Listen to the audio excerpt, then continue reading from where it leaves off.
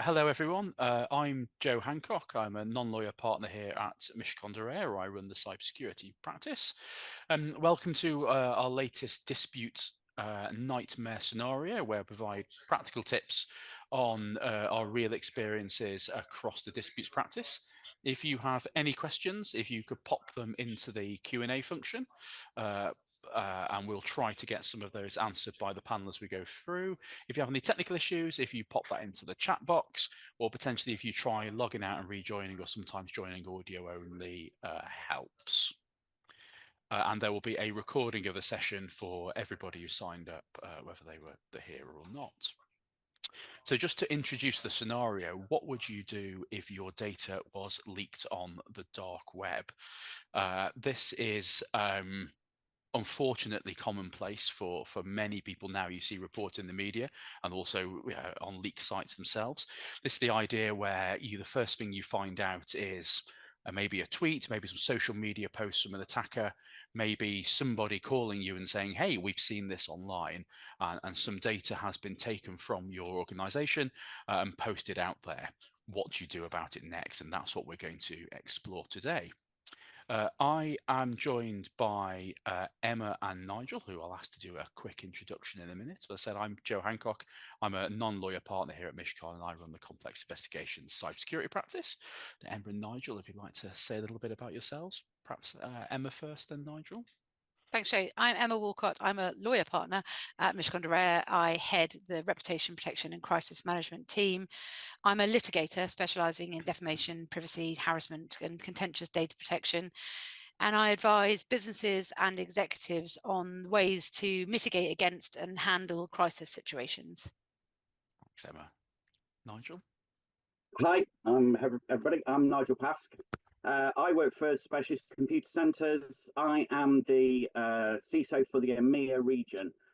So I take care of all of our security, privacy, ethics, ESG and data for our European entities.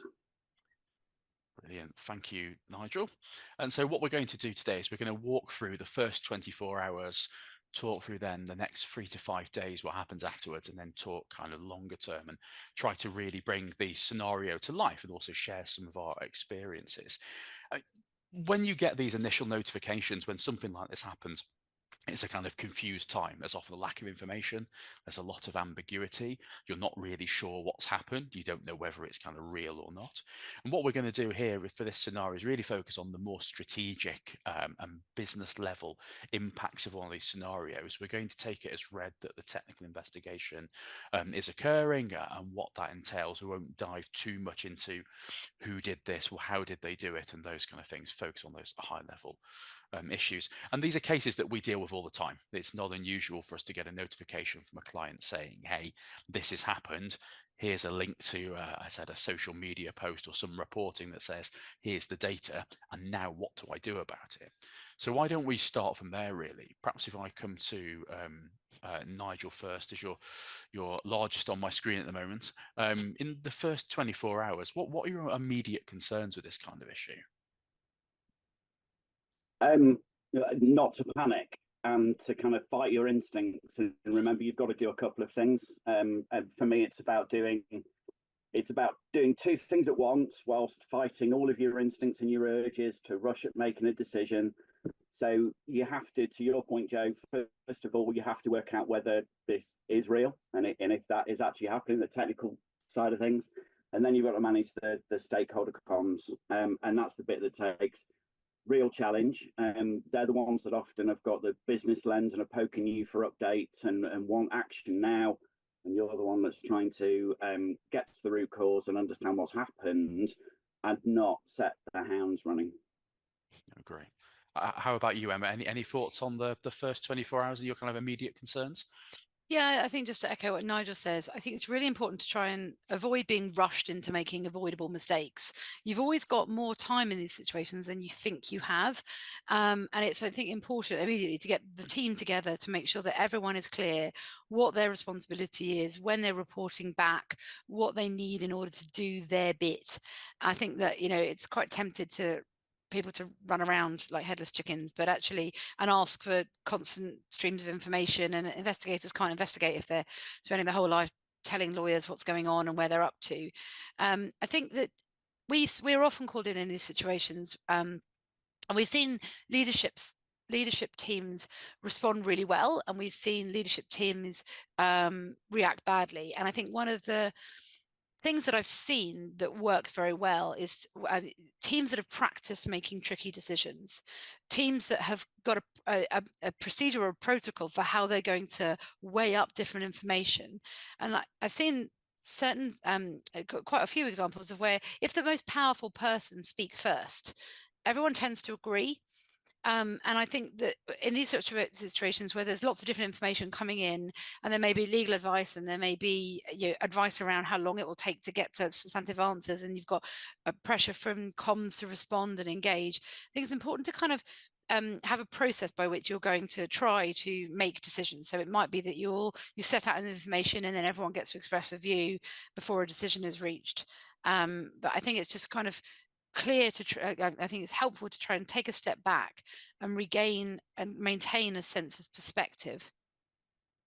I think that's all very good advice. I mean, talking about the pressure, one of the elements of pressure we often see in the incidents that we deal with is that some of that pressure is created by an external party. Whether that's a ransomware group sticking a big countdown on their website saying, we're going to release the information in X hours and minutes. It's, if they are looking for a payment or some kind of action, sending kind of constant emails in themselves and creating that external kind of pressure, which is, as you said, alongside all the internal pressure that then kind of comes to bear. I think it can be hard to imagine what it's actually like being stuck in the middle of that kind of slight pressure cooker. Luckily for those who've not been through one, how does it kind of feel to deal with this? Maybe we go Emma, then Nigel. Tell us what it's like. What are the emotions? Absolutely horrible. It's very pressured, and I think people can. I think human nature is to try and understand what happened, and to try and constantly try and correct things in real time. I think there's always enough time to kind of focus on the what ifs and this, and I think actually just trying to focus on getting the job done and being kind to people, because these situations tend to feel like they're a marathon, they're a sprint, but actually they turn into a marathon, and they can take a while to get to a resolution, and I think it's a horrible situation, and just focusing on the immediate urgent things first and trying to be organized and practical and pragmatic and kind is kind of the only way to get through them. Nigel, any thoughts? Yeah, having been on the unfortunate end of having to deal with one of these in real time, it's fraught, and that's kind of why I made the point earlier about fighting your instincts, because there's that constant feeling, and your point, Joe, is great around that creation of urgency, call to action, constant. You're on account, and you might be worried about reporting to the ICO, or there's that constant external pressure and countdown. That mixed with your own stakeholders who are constantly asking you for, well, look, why has this happened? It happened 6 hours ago. Surely we know by now what's happened. And as we all know, it's never that easy to work out if it's real, how it happened, etc., etc. You've got to remember to pace yourself. You've got to remember to look after the team, and you've got to remember to control the comms. And I think that kind of leads us nicely into that kind of the next kind of 3 days. One of the issues I deal with time and time again is we have 72 hours to notify the information commissioner. We need to tell somebody about that. And our stellar data team made an FOI request of the ICO recently to get some data around how many times that kind of 72-hour reporting deadline has been enforced, and how many times people either report within it or out of it. And they found that kind of roughly 50% of people report outside 72 hours, and the ICO has never really taken that as something to pull somebody up on. And I think that is an example there of pressure that it's kind of self-created, both by selves individuals. We see the 72 hours, it's this big countdown clock in the background. And also, I think the cybersecurity industry probably is to blame a little bit for that as well. 72 hours became a way to sell instant response services, create all this kind of pressure. But in that kind of next 3 days, what tends to happen next? What comes after the first 24 hours? Or Can do you I have any just thoughts around jump in on the notification? on the 72 hours? Of course. So thank you. Of course, you don't want to be complacent. There are huge fines for not reporting on time, but the 72 hours runs from when you think there's a duty to report, and you are entitled to investigate whether there's actually been access or disclosure which is likely to result in serious harm to data subjects. So it doesn't start running from the time you first find out there's things online. It starts running when you realize that there's an issue.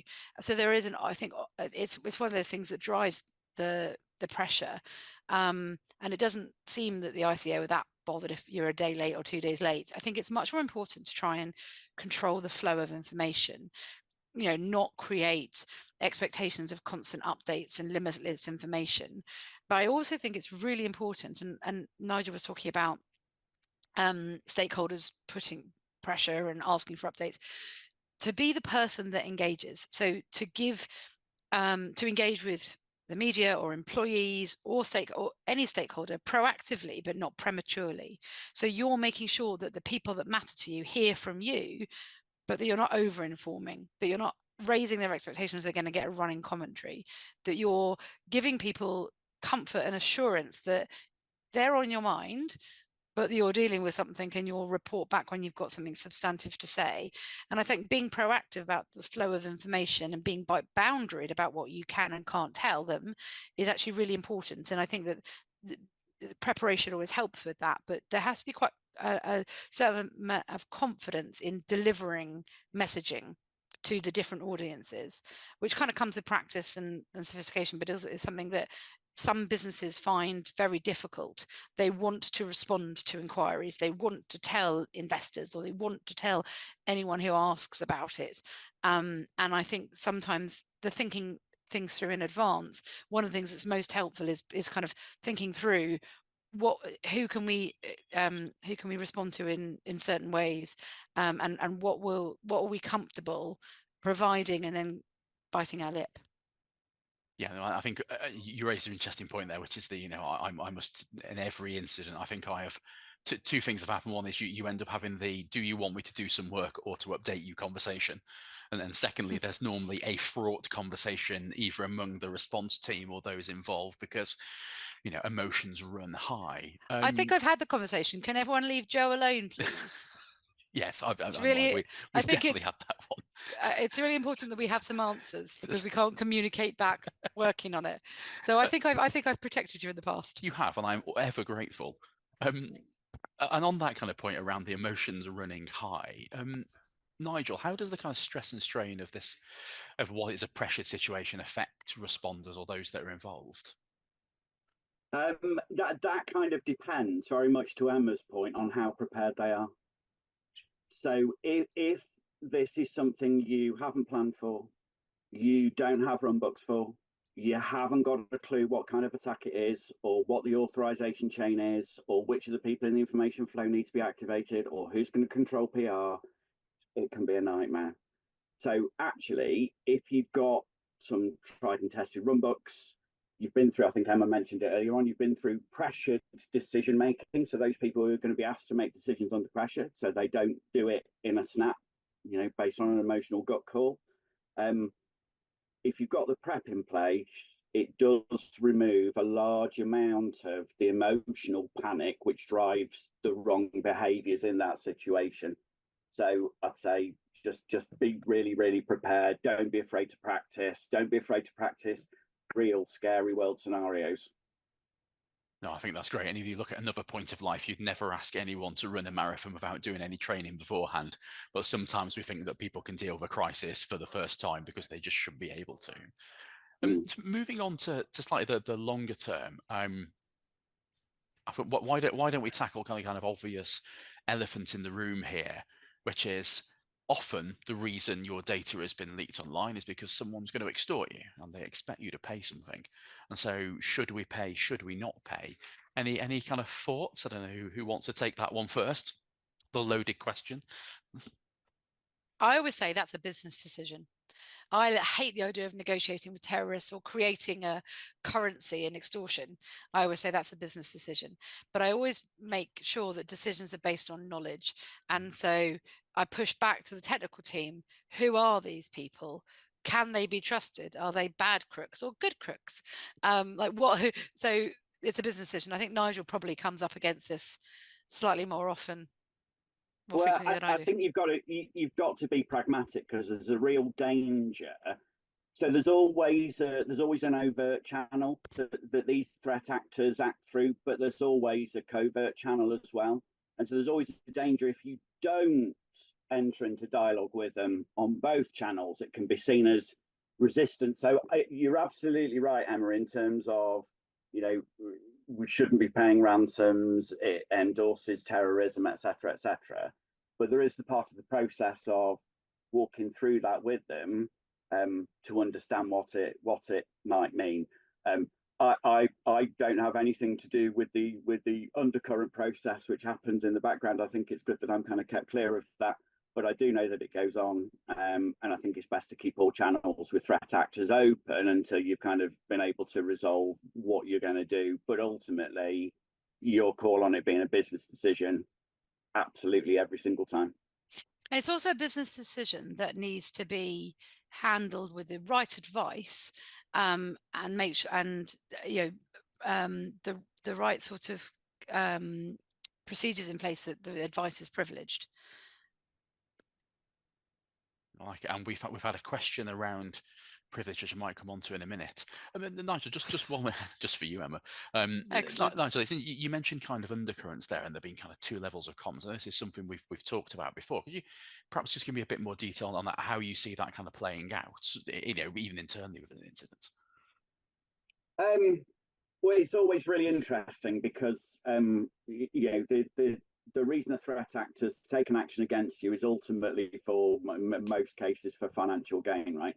So it's not like there's going to be some TV-esque brown paper bag filled with cash dropped at the corner of such and such a street, right? It's all cryptocurrency, all that kind of stuff goes on in the background. So there's quite a lot of threat intelligence that goes on in the deep web and the dark web, that kind of, principally I don't want to get involved with in my role out on the surface when I'm trying to deal with the forensics of an incident.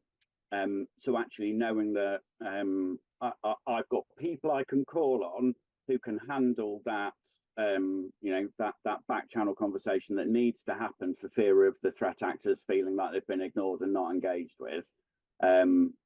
It's quite an interesting duality of my role, in that I'm aware the process goes on, but I kind of almost deliberately don't need visibility of it in order to protect the sanctity of any decisions I have to make.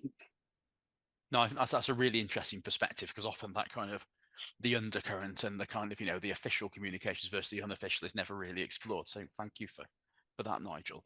Just moving kind of on to wrap up a little bit, and I'll just try and take a question if we've got time. So if I could ask both of you just for two practical pieces of advice based on your kind of experiences, what would those be? Emma, shall we start with you and then come to Nigel?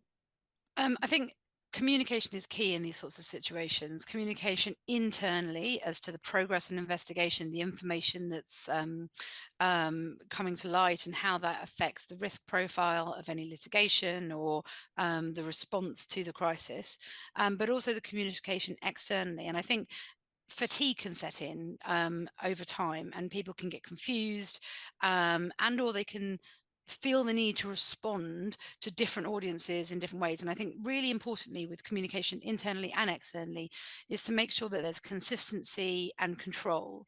I'm a big fan of a tracker. I love a kind of central document that has a log of what information, what requests have come in, what information has gone out, because you can build on messaging, make sure that it's consistent. You're not creating any hostages to fortune. It also prevents there being errors when there's handovers or miscommunication. So I think a practical thing is, one of the first things you do is dedicate someone in the team who may be on a shift pattern or whatever as the kind of repository of information. They need to be part of the investigation team because they need to be part of the kind of privileged community, but they also need to be in charge, or it doesn't have to be the same person, but you have to appoint someone else to be in charge of the kind of comms tracker, so that if you've agreed messaging that will be the kind of, this is what we understand or whatever, it's deployed in a consistent way and that you keep track of that. My other practical thing is snacks. People get tired, grumpy, hangry. I think we often think, if I just get over this hurdle, it'll be solved, or we're in a better position. And you have to kind of stop and sharpen the pencil before you carry on. I think snacks are really important. Look after the team. It's a kind of well-being thing. People start. We've had simulations and where the quality of the decision making and temperament goes off a cliff when everyone gets hungry. So take breaks, go for a walk, get oxygen, have snacks. I'm not sure if that's what you were looking for, but no, I think it is exactly what I'm looking for. I've seen too many incident response plans place far too much reliance on a team that has infinite energy, is completely infallible. It's all completely fine. And if you had a bunch of robots delivering the plan, then yes, everything would be fine. But humans are fragile. I said they get hungry, they get tired, and I think it's something that we absolutely need to recognise.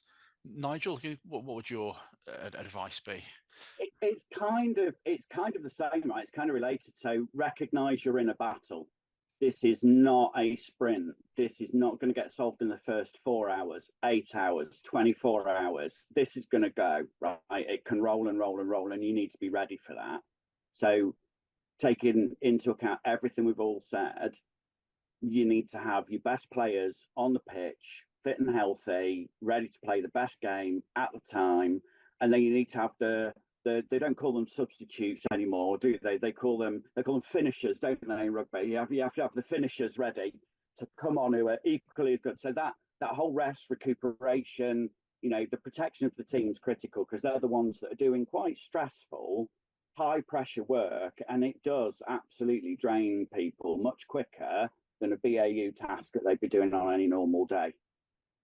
Yeah, no, I totally agree. I always joke, the first thing you should do is send half the team home, as they are tomorrow's team. Now, all that advice I think is really good. And in every serious incident I've dealt with, we've seen exactly those kind of problems where this is a quality of decision making over time against hunger definitely kind of goes down, and you don't want people making kind of knee-jerk, hungry, angry decisions in these kind of scenarios. I'm just going to pick a single question. We've had a bunch of questions through. Some of them are quite specific, and so I'm planning to follow up with those in writing afterwards. And we've got one here. It is from an anonymous attendee, so I can't name you. And this is to Emma's point. What's a good crook compared with a bad crook, and how would you find out? Which I thought would be a good question for us to finish on. I would ask you. I have no idea. Again, that's a business decision. I was going to answer the question on privilege.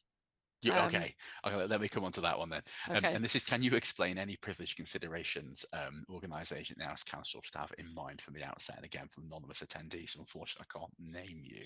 I think it's very important for a business's perspective to be able to control the flow of information. So setting up early an investigation team that contains a lawyer, internal or external. This is the investigation team. This is the kind of circle of trust. This is the information that, and the privilege attracts to and protects legal advice, either in contemplation of litigation, so it may be litigation against the attacker, or just generally. So having a lawyer engaged to advise the investigation team on its process and the outflow is really important. Because it means that you then are deciding what you can communicate afterwards. And if you do end up in litigation, it's not all disclosable. You need to be able to make sound decisions, but also be able to do that in the safety of knowing that it's protected by privilege. Great. Nigel, any thoughts around that, protecting the confidentiality and protection of those kind of things quickly?